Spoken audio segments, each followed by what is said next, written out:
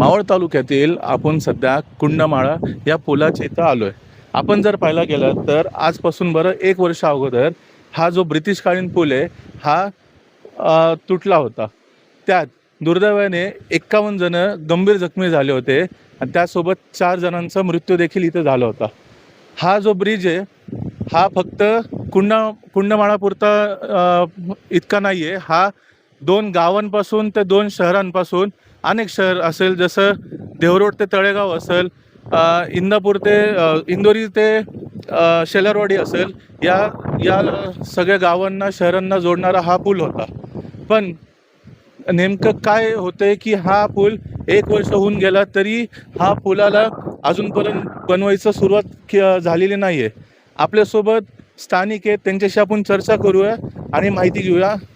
Sir, काय म्हणणार, काय आपलं कसं पाठपुरवठा आहे या पुलाबद्दल? खरं तर आज जवळपास 1 वर्ष पूर्ण होऊन गेलंय आणि ही जी आमची कुंडमाळ्यातल्या ब्रिजची दुर्घटना झाली होती.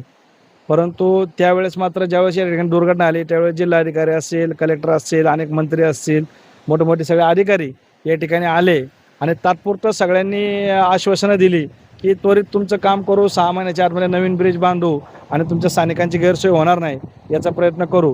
परंतु आज 1 वर्ष होऊन गेलं आहे. आता पावसाळा पण चालू झाला आहे. खरं तर पाऊस लेट झाला आहे, पण तसा पावसाळ्याचा सीझन चालू झाला आहे आणि अजून काम 10% पण या ठिकाणी झालेलं नाही. आम्ही वारंवार गेल्या 6 महिन्यापासून संबंधित ठेकेदार असेल किंवा संबंधित आमचे PWDचे अधिकारी असेल यांना भेटतोय, त्यांच्याकडे पत्रव्यवहार करतोय. स्थानिक नागरिक म्हणून त्यांना वारंवार विनंती करतोय की आमचा हा ब्रिज लवकर काम सुरू करावं. पण त्यांच्याकडनं आम्हाला नेहमीच उडवाउडीची उत्तरं आणि महाराष्ट्राच्या आपल्या शासनाच्या फाईलमध्ये आम्हाला गुंडाळून ठेवण्याचं काम करण्यात येते. कधी सांगतायत की या ठिकाणी वाढीव ब्रिजचं टेंडर PMRDकडनं काही मदत निधी येणार होता, त्याचं सँक्शन नाही.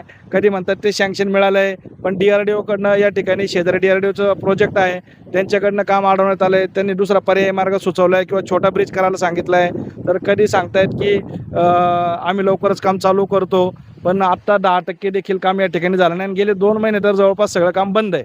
पण सर, काय म्हणणार, जर आपण पाहायला गेलं तर हा ब्रिज 1 वर्ष झालं जरी होत नसेल, इथे जे स्थानिक दूधवाले आहे, विद्यार्थी, ह्यांना किती लांबून जाऊन इथं प्रवास करावा लागतो. जीव घेणा प्रवास ही लोक या ठिकाणी करतायत. आता या मोठ्या गाड्या असतील, 2 व्हीलर असतील, त्या 2 व्हीलरवरती शेतकरी काहीतरी भाजीपाला घेऊन चाललाय आणि अशा प्रकारे इथं जीव या वाहत्या पाण्यातनं आणि तिथं कुठलाही अधिकृत रस्ता नाही आहे, बंधारा आहे, त्याच्यावर पर्याय नसल्यामुळं काही लोक इथून येतात. पण काही लोकांना शालेय विद्यार्थी असतील, महिला कामगार असतील किंवा नोकरीला जाणारे लोक असतील किंवा या ठिकाणी रुग्ण असतील, यांना या ठिकाणी जवळपास 11 ते 12 किलोमीटर लांब ओलांडा मारून मग या ठिकाणी मुख्य आमचा कुंडमाळा असेल, कानेवाडी असेल, सांगोडी गाव असेल, इंदोरी गाव असेल आणि या बाजूला शेलारवाडी असेल, यांना एकमेकाशी कनेक्ट करणे असेल, मुंबई पुणे हायवेला जाण्याचा विषय असेल किंवा बेगडेवाडी रेल्वे स्टेशन असेल, तळेगाव रेल्वे स्टेशन, या ठिकाणी कामानिमित्त व्यवसायानिमित्त जाण्याचा कॉलेजच्या विद्यार्थ्यांचा विषय असेल, या सगळ्यांना रोजच्या दैनंदिन जीवनामध्ये फार अडचण होती आहे. 10-15 किलोमीटरचा रोज एक्स्ट्रा प्रवास करावा लागतो आहे.